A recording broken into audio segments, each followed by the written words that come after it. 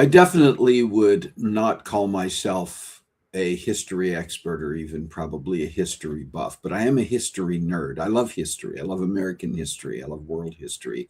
But today we're particularly celebrating a very special time as this is the 4th of July, and we are celebrating America, the United States of America's 250th birthday. And we're going to have a special guest today who's going to talk about some of that. And well, if you're not into history lessons, I think you're still going to enjoy this. If you're a history nerd like I am, sometimes learning new information, interesting information, fascinating information is worthwhile. So happy 4th of July. Happy 250th birthday, America. And now put on the brakes, grab a cup of coffee, and join the conversation because it's time for a very special edition of Coffee Breaks with Steve.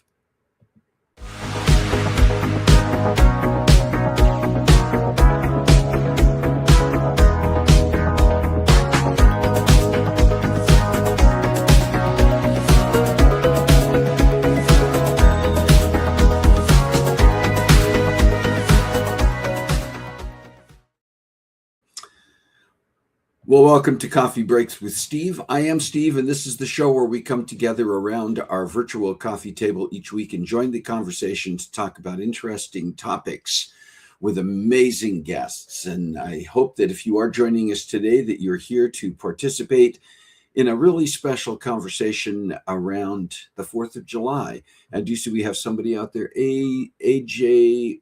I'm not sure I'm going to pronounce you correctly, but hi, welcome. And if you are joining us today, do please make sure that you are saying hello, letting us know that you are here and taking part in the conversation as we have the opportunity to all, what's the word I'm looking for? Yeah, all participate today. Yeah, and we just see our quick comment there from our moderator that this is a moderated conversation. We do ask that you keep all your conversations.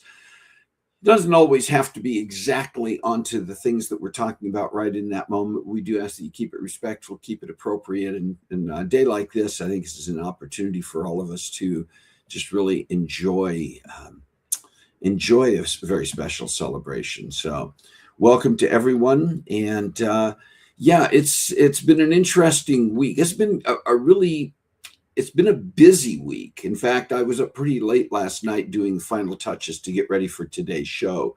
But hope you are all having a good week. And I'm curious about how some of you out there plan to celebrate the 4th of July, whether it's your regular style of celebration for every 4th of July. Some people just have a special place that they go, maybe to have a picnic, a barbecue, enjoy a fireworks display, maybe go see a parade. And particularly on this one, as we're celebrating, you ready for what this is actually called? The sesquicentennial. And I need more coffee. Rick, help us all out here. Good morning, Rick, by the way. Sesquicentennial, which means 250 years. And today is the 250th birthday of the United States. In terms of the actual publishing and voting on and approving the Declaration of Independence. I get it, like I said, I'm a nerd. I'm not an expert. I'm a nerd when it comes to history. And John Adams, thank you, Rick. John Adams actually, in his writings after this portion of history in 1776, wrote that he expected July 2nd, July 2, to be a day that would be celebrated throughout America's history. Why July 2 instead of July 4?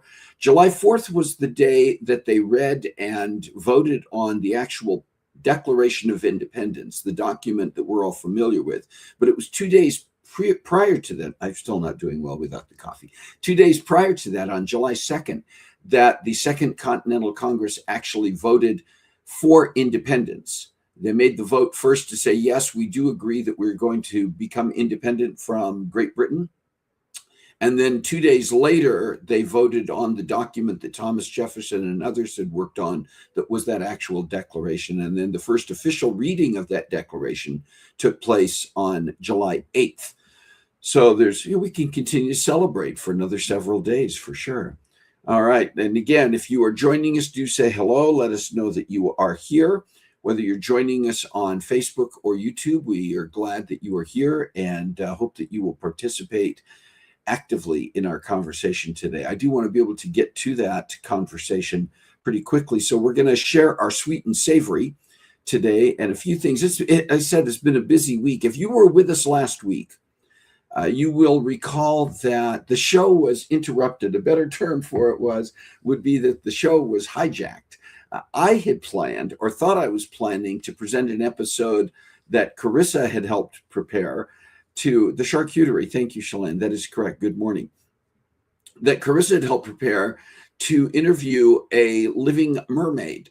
And before we could even get to that segment, Carissa and Shalane interrupted the show, came in, and what we call ethically kidnap me. It is a process that is voluntary for the person, and it's part of setting up a surprise. And my family was preparing. My birthday was earlier in the month of June, it was about a month ago. But they had been planning this for when family was in town.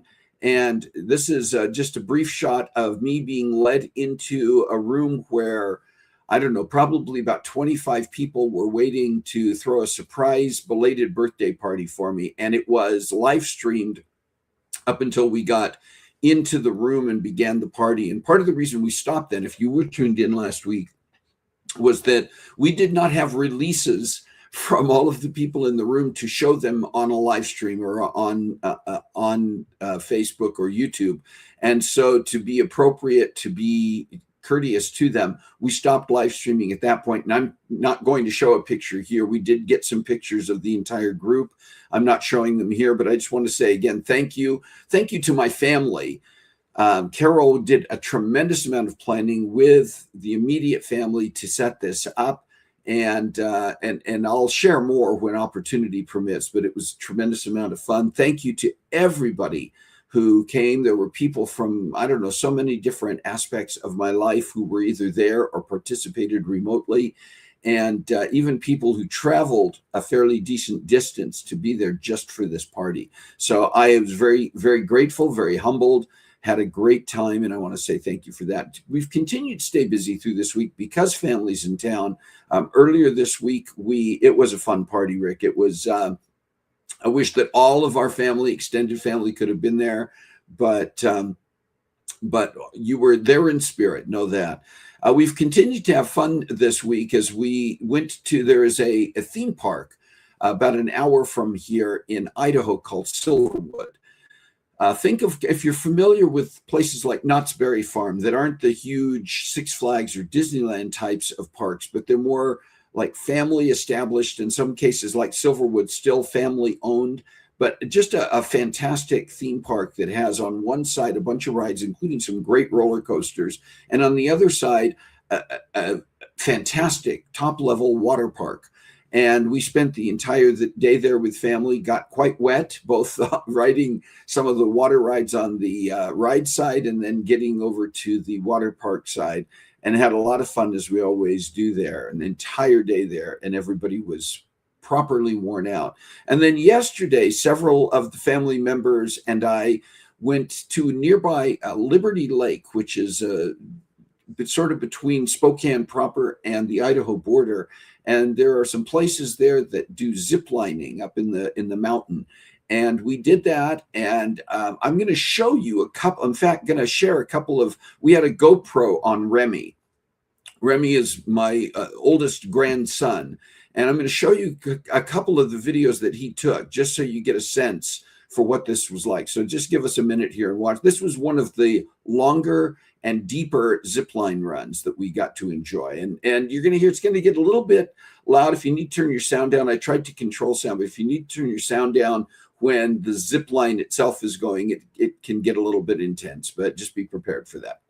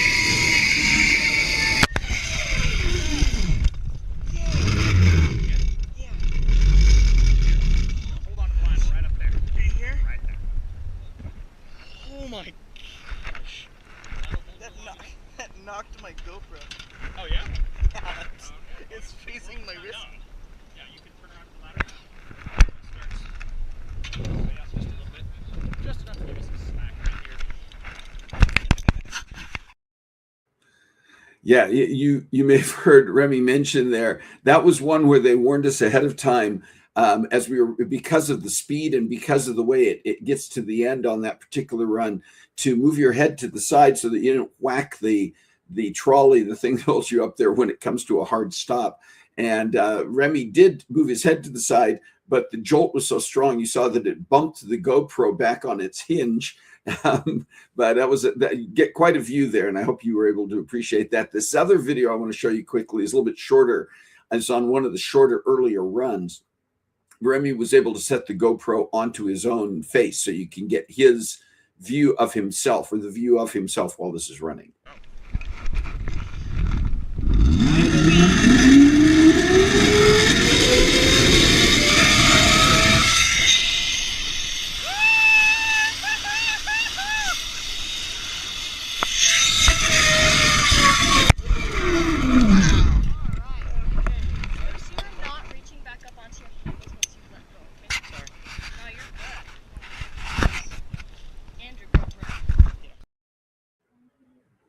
Anyway, that was a tremendous amount of fun. Thank you to the people at Micah Moon Ziplining for an amazing experience. We had a great time.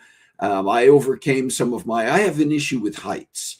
And for the most part, the ziplining itself didn't bother me. There were a few platforms, and there's one spot where there's what they call a sky bridge. It's a swinging suspension bridge that you have to go. That's a bit of a ways to get from one of the landing sites to the next takeoff site.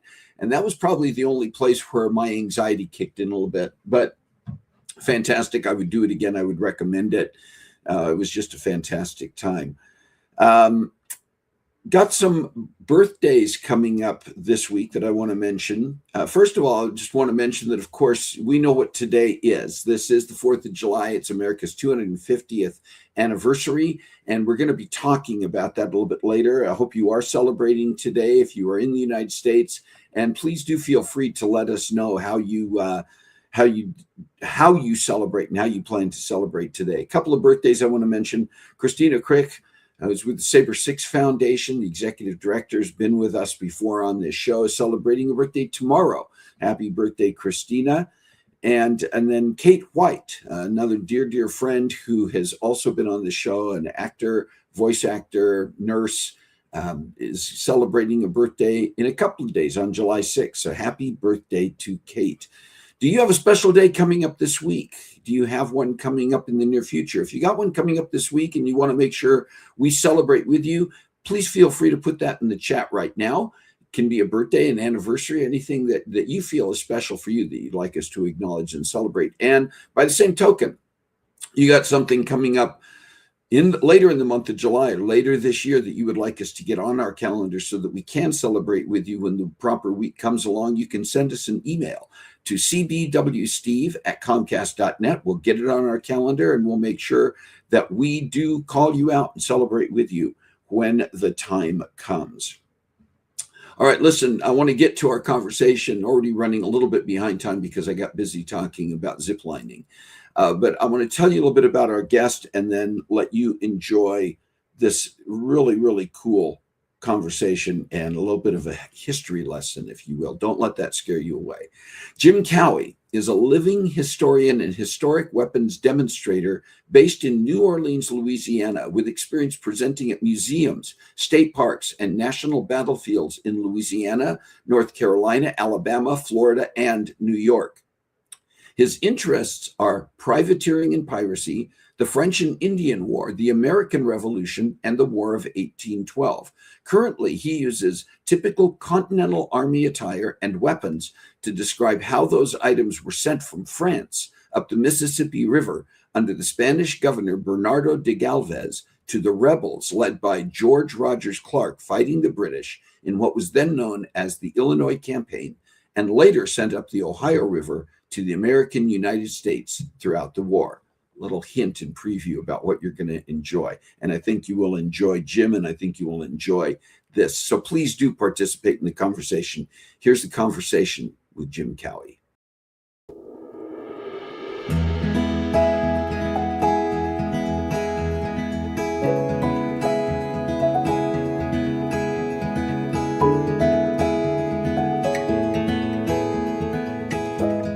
Jim, welcome to Coffee Breaks with Steve. Thank you so much for taking the time to join us today. Well, sir, thank you for having me. It's been a pleasure working with you, and I'm looking forward to telling people about something that not many people know about, and That's something that happened a long time ago that actually fits real well into America 250. That's why we're here, and I love that. As we get ready to share that, Jim, I wonder if you can just talk a little bit and share a little bit about yourself and your background, what led you to be such a, I'm going to use the word nerd about history because I'm a nerd about history too, but just share a little bit about where you came from and why this kind of thing is so important to you.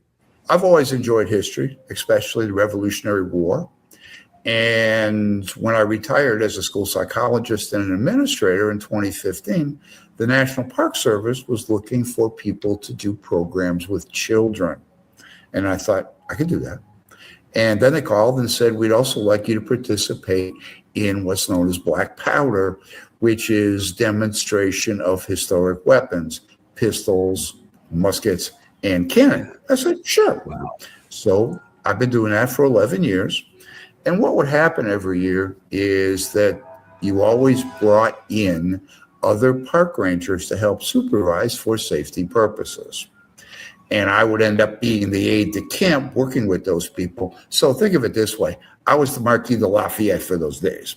And Okay. What then happened was those individuals would invite me to come to their parks and for the same purpose. And I started going around the state and the country doing all the things that I do. Now I work in about 7 different locations. You yourself live in Louisiana. Yes, sir. And a lot of what you have the opportunity to talk about and to share with other people has to do with Louisiana history and with the Revolutionary War era, but other eras as well. What is it that we sometimes, I think, overlook about Louisiana's role in some of that early history? Well, first off, Louisiana history is American history. We were the frontier for a number of years. We had numerous governments. We learned self-government. We learned self-reliance. And we also learned how to make America a better place. Now, it's not to say that everything was perfect here, because it sure wasn't. But that's kind of where I started with it, was to say this is really who we are. One of the names that appears in that history around that time is Bernardo de Galvez. Yes, sir. And I'm curious about why he is really an important figure that maybe, one of the most important figures that many Americans have never heard of. Right. Understandably.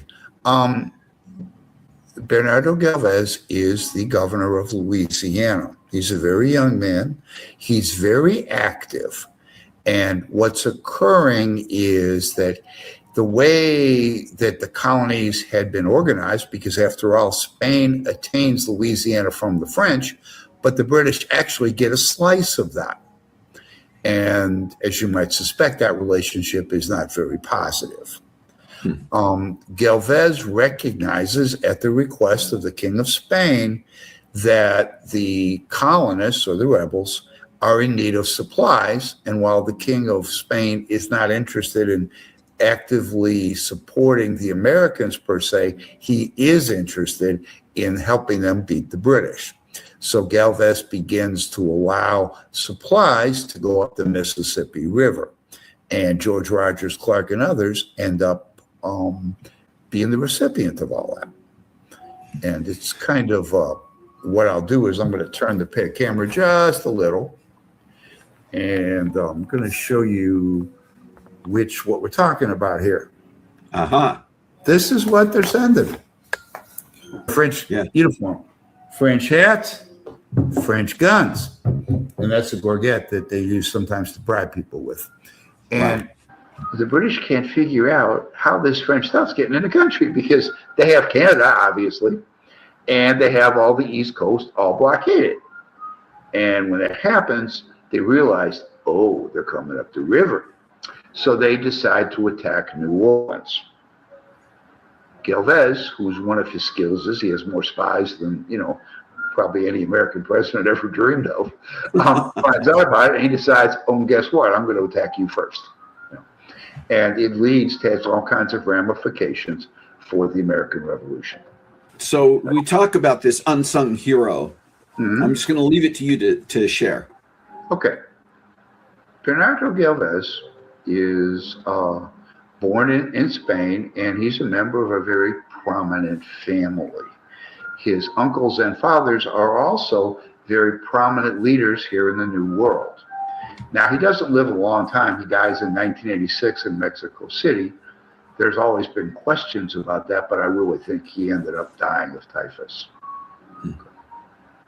Now, here's what America looks like in 1763 in North America. And as you can see, the British have control of the eastern shore and of Canada in the north. A lot of it is somewhat Native American. And the tan there is what the Spanish have. Now at the bottom, you'll see that the British have a colony known as British West Florida. Not a lot of people live there. It stretches from the eastern shore and just north of New Orleans all the way to the Chattahoochee River in Florida, or if you live around here, halfway to Disney World. It's only to the 31st parallel. It's not terribly big. There's about 1,400 people who ever live there, but they have several forts along the Mississippi. He created that colony. That's what it looked like. There aren't even many soldiers there. Now, when the British took control of it, they did allow any non-English speaking people to move to Spanish Louisiana, and that did occur. Now, when Galvez arrives here in Louisiana in 1777, he's faced with a bit of a problem. Now, the picture is actually the Cabildo, which is the seat of Spanish government. The previous governors of Louisiana from the Spanish side have not gotten along well with the French natives. They perceive them as trouble, and a couple of them actually run out of town. Well, Galvez has some advantages. First off, he speaks French and Spanish, which makes it easier for the people to like him because he speaks their language. I'll also throw something in there and say he's a bit on the Jeffersonian side, has probably studied a lot of information about the Enlightenment, all that, the things that Jefferson did, the common man that went on. Mm-hmm. And he also marries the daughter of a very prominent French person in Louisiana. In fact, we have two parishes here in Louisiana called East Feliciana and West Feliciana, named after his wife. So he managed to make himself friends real easy. Now, the next thing he does is he brings a group of people to Louisiana who are known as the Isleños. And that means they're from the Canary Islands. They're brought to Louisiana because Galvez and others are concerned that the eastern part of New Orleans, which is, where the swamp is vulnerable to attack, and he wants to have someone there to try to stop them. They continue to live in St. Bernard Parish, which is east of New Orleans. That's where Chalmette is. And they're very proud of their heritage and their culture. They have a big celebration every year. I usually go. It's wonderful to watch. Food's good. And they also become very important in Galvez's militia. In 1776, the American Revolution commences. As I said, the King of Spain is, I don't think, too concerned about the Americans, but he'd love to nail the British, so he does. And they start sending stuff up the river. And it goes primarily to George Rogers Clark as he attempts to control what's known as the Northwest Territories. What does he send them? Guns, hats, uniforms. Now, if you'll notice, there's a little red sticker on that pistol. Mm-hmm. Okay? That is typically what you would have found on what we refer to as the cockade, or the little thing on top of your hat. If that was red, that was deference to the King of Spain. If you happen to be in French territory, it was actually blue and white because you were deference to the King of France, but that's how you knew whose side you're on. Okay. Obviously, the war does not go well at first for the colonists. You know, they're taking it pretty bad. In 1777, the only way to get from Canada to New York City is by what's known as the United Carrier or the United Trace. And if you look at a map of New York, what you'll see is you have to go down the Wood Creek from Lake Ontario, cross over at the United Carrier, get on the Mohawk River, paddle down to the Hudson, and then go to New York. Mm-hmm. Well, the British decide that if they take that area on their way to Saratoga, they will cut off the northern part of the colonists because most of the activity is going on in Boston. Now, Fort Stanwix has been there for a while, and the British don't know the Americans have taken it over. There's a 3-week siege that includes a pretty bloody battle at a place called Oriskany, and basically the British are forced to withdraw because they have a fair amount of Native American assistance, and the Native Americans really take it pretty badly at Oriskany, and their response is, we don't have a horse in this race, so they leave. Because that general, or colonel rather, is known as St. Leger, cannot make it to Saratoga, that's Washington's first victory. It's pretty much the turning point in the war. France and Spain formally declare war on Great Britain at that point.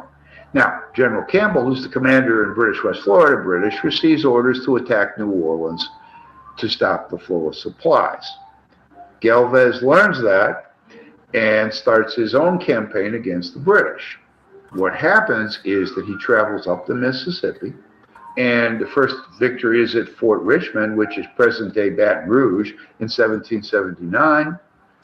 And as a result of that, Galvez is now promoted to general in addition to being governor. He then goes east, attacks Fort Charlotte, which we know is present-day Mobile, in March of 1780, and then goes to his famous place at Pensacola in May of 1781. Now here is where you see his military abilities.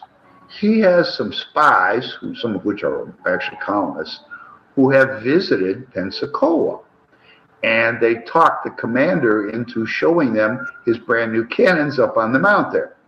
The general says, okay, and proceeds to fire the cannons to show this guy, who's probably Oliver Pollock, who's been supplying us, and come to find out the cannons are in the wrong place.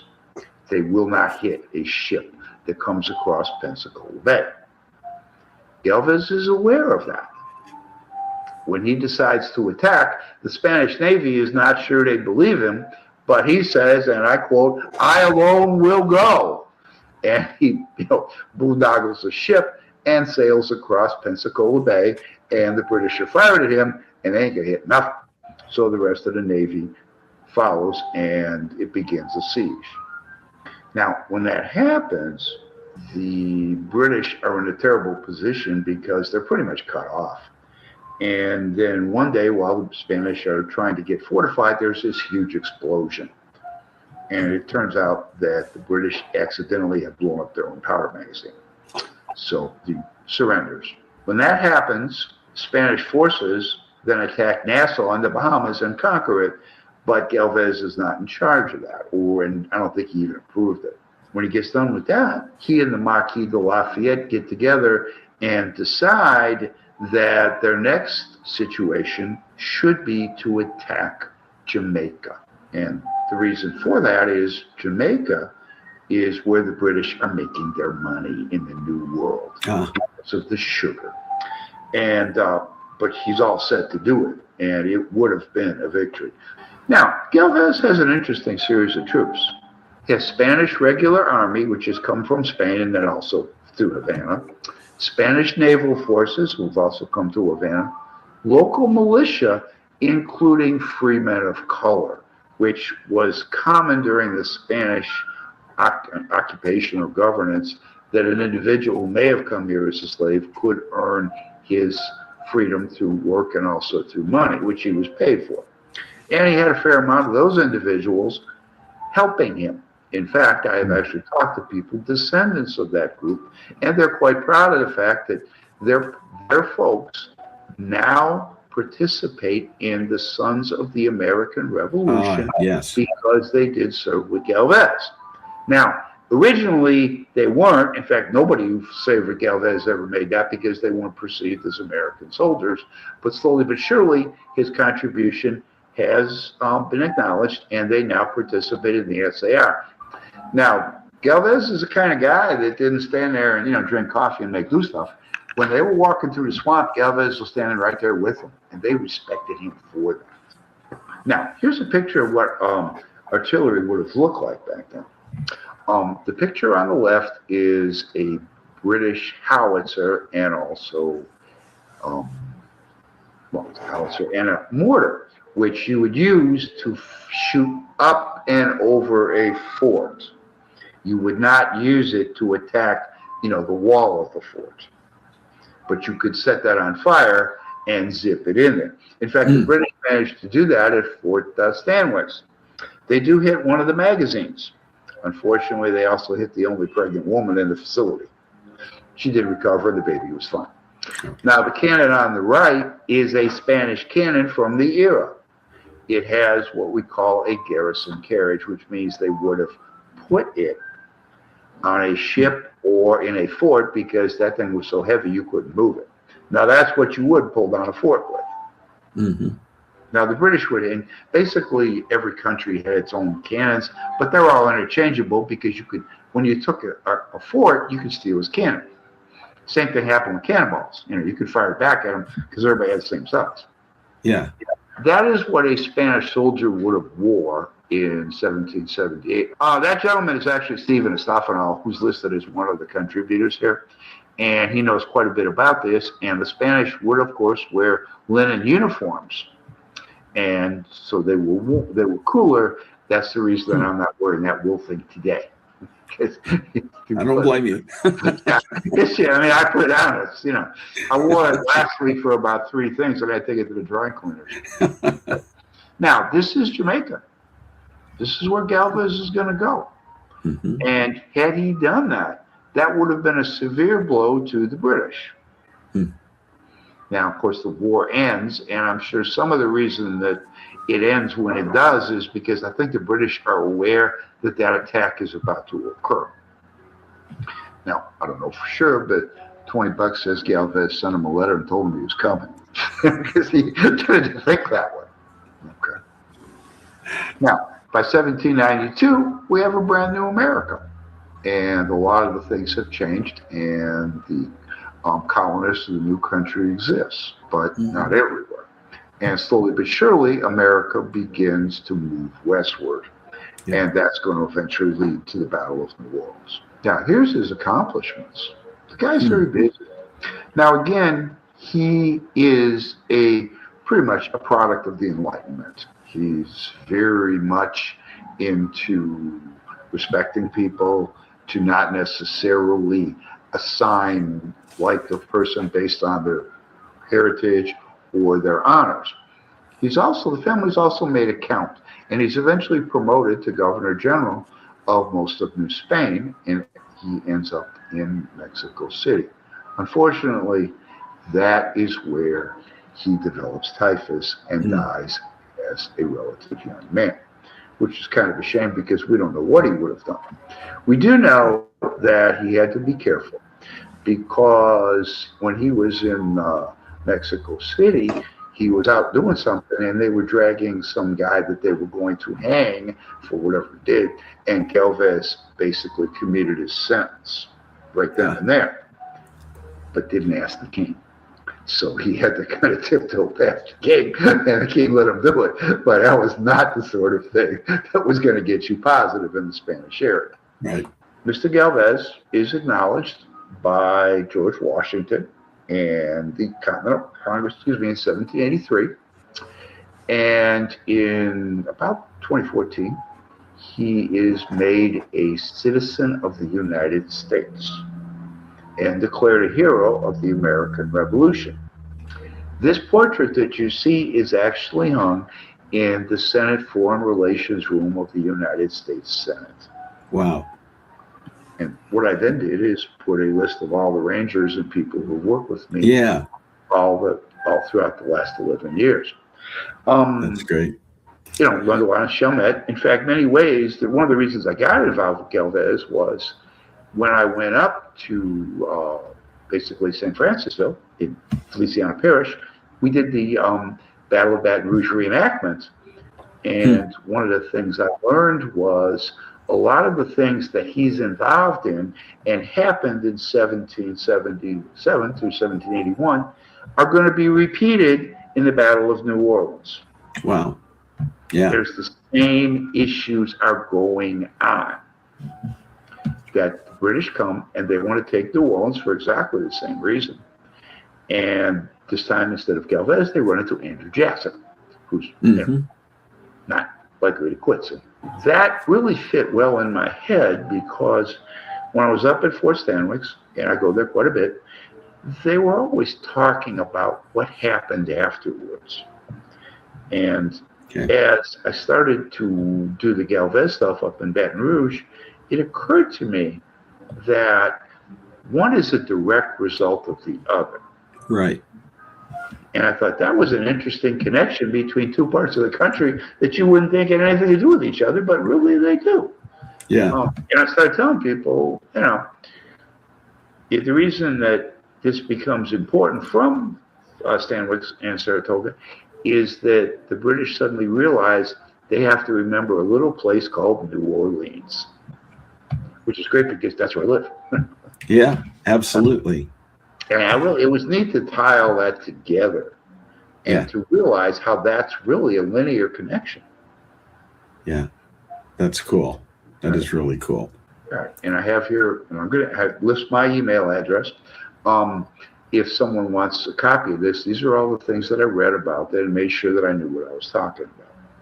As we are celebrating America's 250th birthday, why do you think it's important for us, regardless of our age, to really understand the full story of our nation's founding? Well, I was going to bring that up. Okay. One of the things that I do is I ask questions during my, presentations to people about the Constitution and also about Fort McHenry and the Star-Spangled Banner. Yeah. I get 29% correct. People have not learned it. And if you look carefully at the Constitution, what a great document it really is. Yeah. And there's also evidence of the Iroquois, the Six Nation Confederacy up in New York, had a similar document, although it wasn't quite as written up as ours was. And I think if you don't understand just how unique that really is, you won't understand. It's like you don't realize what you have here. Yeah. And this is what we accomplished. Probably for the first time in at least the European world, somebody could govern themselves. They didn't need it. We didn't. We could make our own, which I think is one of the lessons of the revolution is that if you have a desire and a will and a willingness to do what you got to do, you're going to win, and you're going to end up with a new government. Yeah. And I think that that's a lesson that people need to understand.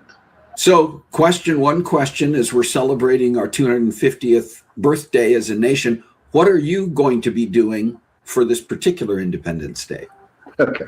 Actually, I'm headed up to Fort Stanwix, and they're going to read the Declaration all day. I don't know if they'll ask me to read part of it. And we're also going to fire the cannons in celebration of that.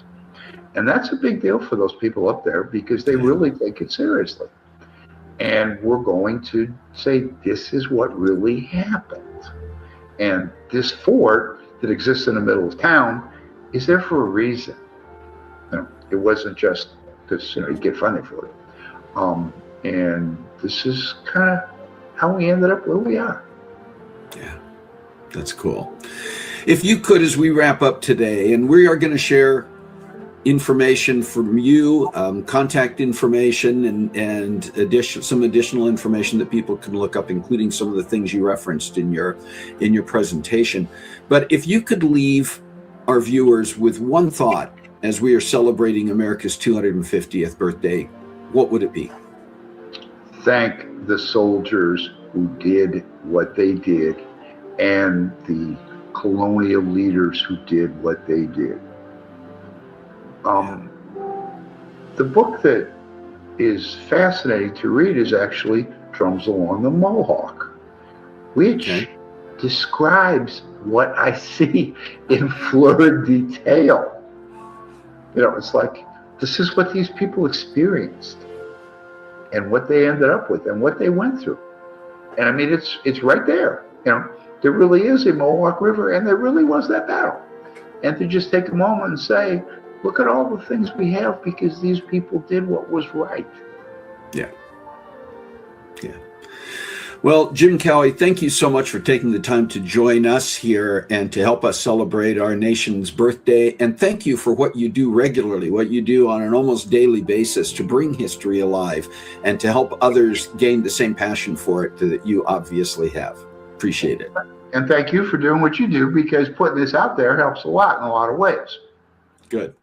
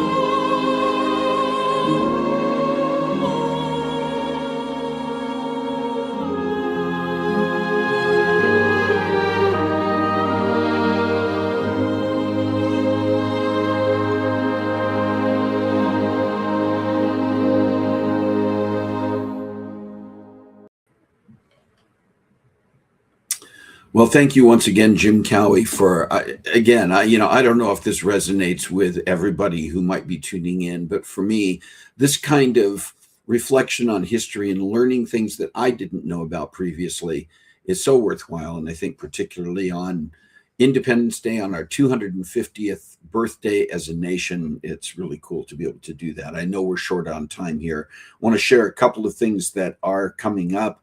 And I want to just let you see a few of the things that we have happening on Coffee Breaks in the coming weeks.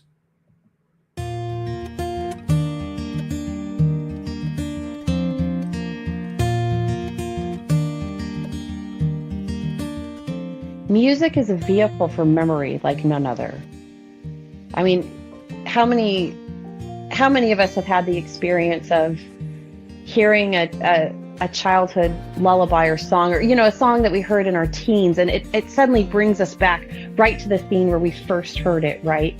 And we go, oh my God, I forgot about the song, or I forgot about that moment in time or that person I was with, right? And it has this power to evoke within us.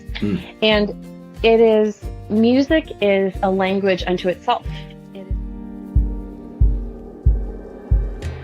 Event days are just like when the cake comes together, right? And the event masterpiece finally comes together. You're working diligently on it for months and months and months. And then when the day happens, you get to really follow this set script and guidelines so that by the end of it, you can breathe and be like, that was amazing. It happened. And to some people, it's not fulfilling.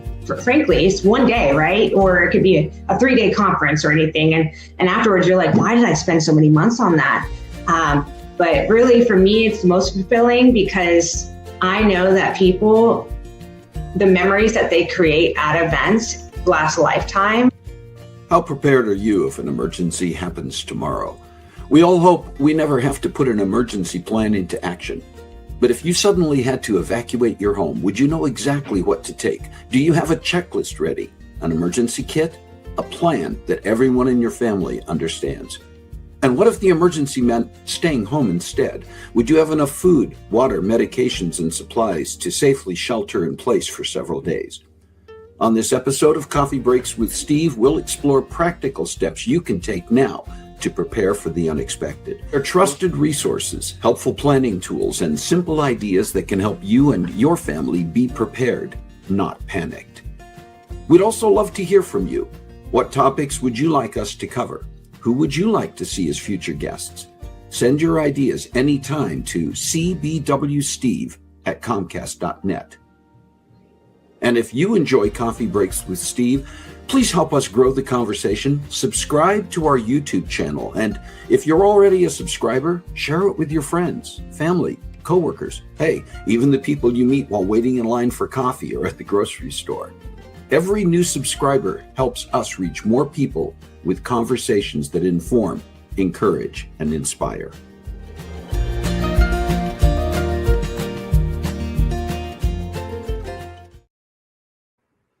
All right, thanks for continuing to stick with us. I just want to end with one final thing. Over the last month, each month Coffee Breaks with Steve selects a nonprofit organization that we want to promote and highlight and encourage you to look into. And the month of June, which is just concluded, we were promoting and focusing on an organization called Broader Than Broadway. And even though the month ended, just because we didn't get a chance to do a promotion last weekend with everything that happened with the episode, and actually I had a previous weekend in June when we were gone, when we did not have a show. And so I felt like we needed to do one last really push and promotion for this wonderful organization. And I'd like you to stick with us for just another couple of minutes so you can watch this brief video about Broader Than Broadway.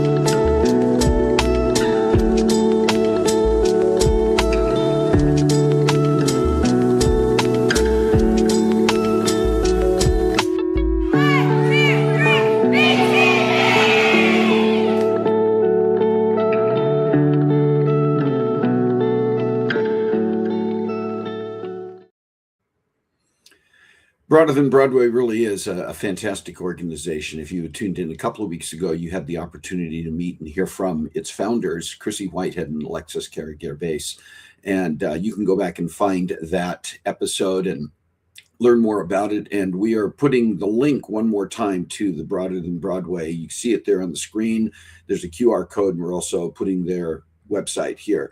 And once again, just want to say thank you, thank you to Jim Cowie for taking the time to join us to talk about U.S. history. Yes, there are a lot of challenges, definitely, I agree with that. But we have a history that is worth knowing about. We have a history and a heritage that is worth protecting. And as you celebrate this 4th of July, you celebrate our 250th birthday. I hope you have something to focus on regarding this country that helps you think about how we can continue to make that history and make that heritage something that we can focus on, something that we can teach to future generations. That's important. Whatever it is that you're focusing on today, I just hope that you will also look ahead, find ways to use your voice, use your hands and feet, use whatever you have available to touch lives, to do whatever you need to do to reach out, because remember that you can find a way to make a difference in your world this week, and I hope you will. God bless you. Have a great week. We'll see you next time on Coffee Breaks with Steve.